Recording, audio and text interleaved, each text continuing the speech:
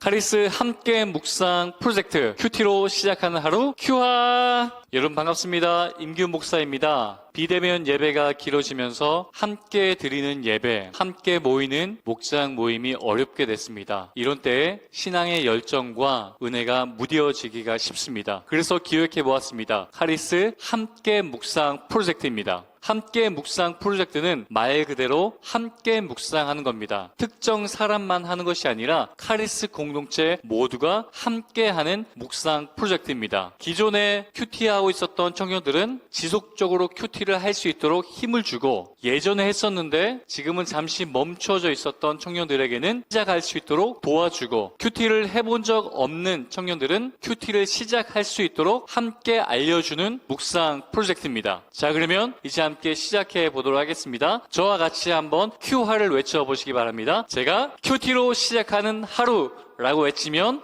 여러분들은 큐화라고 외쳐주시면 되겠습니다. 자, 그럼 해보겠습니다. 큐티로 시작하는 하루 큐화.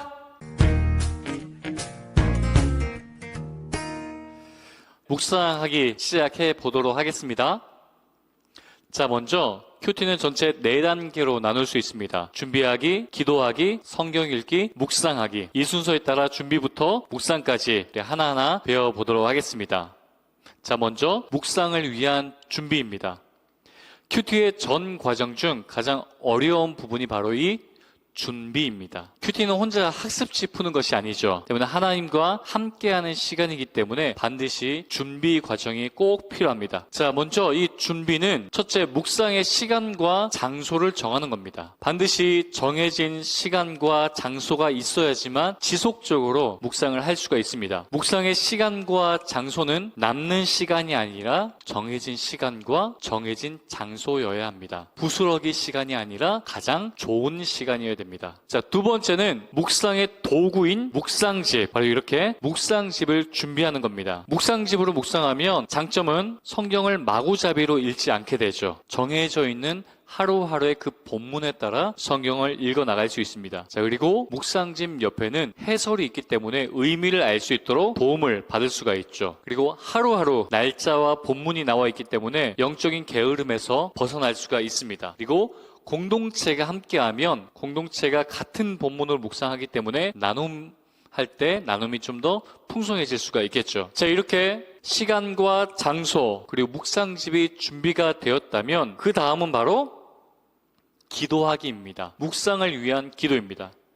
자, 이 기도하기는 묵상의 과정 중 가장 중요한 부분입니다. 묵상의 시작은 반드시 기도로 시작하셔야 됩니다. 마치 이런 거죠. 제가 하나님과 전화를 하는 겁니다. 제가 하나님과 전화를 하는데 하나님께서 아직 받지도 않으셨는데 제가 알아서 시간도 정하고 날짜도 정하고 하나님께 제 용모에 대해서 이야기를 하는 거죠. 네, 하나님. 네, 알겠습니다. 거기요. 네, 그렇게 하도록 하겠습니다. 라고 전화를 끊는 겁니다. 하나님과 연결되지 않은 상태에서 혼자 중얼중얼 이야기하는 거죠. 묵상을 위한 기도하기는 바로 이겁니다. 하나님과 연결하는 단계입니다. 기도는 하나님께 전화를 걸고 하나님과 연결된 그 상태를 말하죠. 때문에 기도한 후에 하나님과 연결된 후에 묵상으로 들어가야지만 나 혼자 하지 않고 하나님과 함께 묵상을 할 수가 있게 됩니다. 네, 그럼 기도의 방법은 먼저 감사의 고백이죠. 오늘 하루를 말씀으로 시작하게 하신 하나님 감사합니다. 혹은 오늘의 하루를 말씀으로 마무리하게 해주심에 하나님 감사합니다. 이렇게 감사 고백을 하는 겁니다. 그리고 두 번째는 기도하면서 떠오르는 나의 죄나 혹은 염려, 근심의 심을 내려놓고 하나님께 맡기는 기도를 하는 겁니다. 자, 이렇게 기본적인 준비가 다 마쳤으면 이제 본격적으로 묵상 속으로 한번 들어가 보도록 하겠습니다.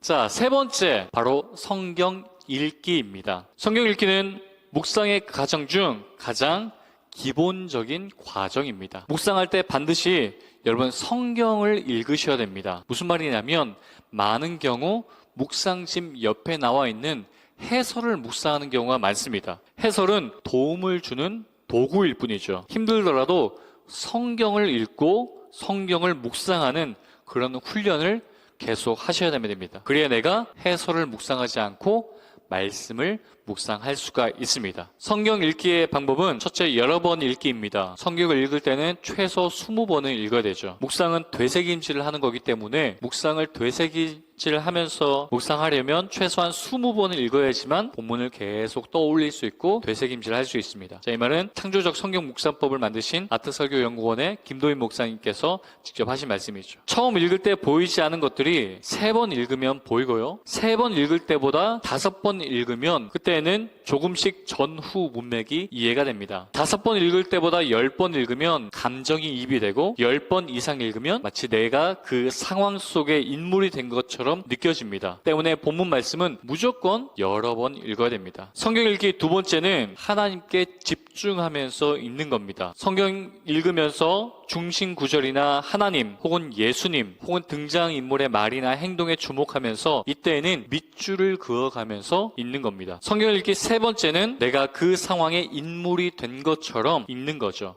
이때는 감정이입을 하면서 읽는 겁니다. 그 상황에 인물이 겪게 되는 생각 혹은 감정, 느낌 등을 나에게 이입하면서 읽으면 이전에는 전혀 보이지 않았던 것들이 느껴지기도 하고 나에게 새롭게 다가옵니다. 자, 이러한 방법으로 성경을 충분히 읽으면 성경 말씀이 오랫동안 기억에 남게 되고 단순한 글자가 아니라 하나님의 음성으로 다가옵니다. 그리고 무엇보다 성경 읽기를 많이 읽으면 묵상이 굉장히 쉬워집니다. 이렇게 성경을 읽으면 나눠드린 큐와 묵상 노트의 그 순서에 따라서 여러분 적어가면서 묵상하시면 됩니다. 반드시 손으로 적으면서 묵상하시기 바랍니다. 묵상의 효과를 보기 위해서는 반드시 손으로 적으셔야 됩니다. 자, 그럼 묵상 노트를 한번 보도록 하겠습니다.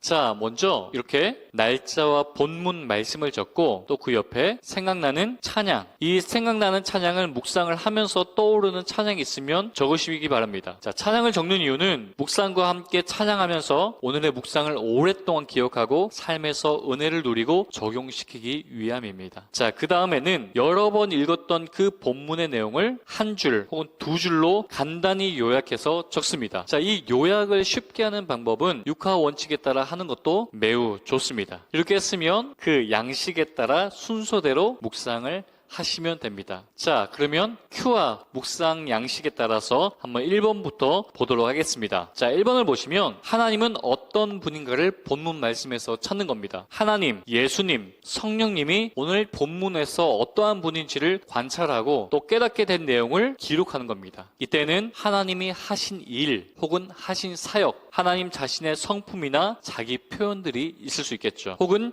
저자들의 신앙 고백일 수도 있습니다. 자, 옆에 예시가 되어 있습니다. 오늘 본문 말씀의 예시는 사사기 16장 말씀입니다. 16장 말씀은 우리가 너무나도 잘 알고 있는 삼손 이야기가 나옵니다. 1절부터 31절 말씀을 예시로 들었습니다. 자, 먼저 1절, 하나님은 어떠한 분입니까? 라고 하는 글 안에는 하나님을 부르는 자의 목소리를 들으시는 분, 하나님의 백성을 기억하시는 하나님, 선으로 바꾸시는, 이렇게 하나님이 어떠한 분인가를 본문에서 찾을 수 있습니다. 이렇게 찾으면 두 번째는 하나님 적용하기입니다. 하나님에 대한 적용은 내가 하나님을 위해 해야 할 일을 찾는 것이 아니라 하나님께서 주의 백성들에게 하신 일을 찾는 거죠. 그래서 이때는 감사와 찬양, 고백과 신뢰, 결단과 헌신을 적용하는 겁니다. 오늘 본문에서 하나님은 늘 우리의 생각과 상식을 뛰어넘는 방법으로 일하시고 우리의 연약함과 넘어짐까지도 사용하여서 선으로 바꾸시는 하나님임을 고백합니다. 이렇게 적을 수가 있겠죠. 자, 이렇게 하나님 적용하기가 마쳤으면 세 번째, 나에게 준 교훈을 찾는 겁니다. 이 교훈은 내가 하나님의 말씀에 구체적으로 실천하고 순종할 그 내용을 본문에서 찾아 적는 겁니다. 본받을 점 혹은 본받지 말아야 할 점 또는 순종해야 할 명령, 피해야 할 죄, 붙잡아야 할 말씀, 고쳐야 할 생각 등을 관찰해서 적는 겁니다. 예를 들면 사사기 16장에서는 삼손은 특별히 나시린으로 태어났지만 하나님의 명령에 순종하지 못할 때가 많은 걸 보면서 나도 모태신앙의 교회 안에서 자랐지만 매일매일 하나님께 나아가 붙들린 삶을 살아야 한다는 생각을 하게 되었다라고 나에게 준 교훈을 찾을 수가 있습니다. 그 다음에는 마지막으로 교훈을 적용하는 겁니다. 본문에서 얻은 교훈을 구체적으로 그대로 내 생활에 관련시켜서 오늘 내가 실천할 내용을 적는 겁니다. 오늘 내가 할 수 있는 것을 적용하는 거죠. 구체적으로 실천하기 위해서는 언제, 어디서, 어떻게 할 것인가에 대해서 이 세 가지 요건을 충족시키면서 적으면 됩니다. 적용의 영역은 나, 그리고 나아가서 가정, 교회, 이웃, 국가, 세계로 넓혀 그렇게 적용하시기 바랍니다. 그리고 막연한 적용이나 검증할 수 없는 것은 피하는 것이 좋습니다. 그래서 오늘 본문에서 주는 교훈은 매일 눈 뜨자마자 기도로 하루를 시작하기. 인스타나 카톡 말고 쫀끝으로 말씀 한 구절 먼저 보기. 매일 아침 성경 한 장씩 필사하고 묵상하기. 이렇게 실천 가능한 이 적용들을 적는 겁니다. 자, 이렇게 해서 1번부터 4번까지 이 큐와 양식에 따라서 여러분들이 차근차근 묵상하시면 여러분이 묵상하는 것 매우 쉽게 그리고 너무나도 잘 묵상할 수가 있을 겁니다.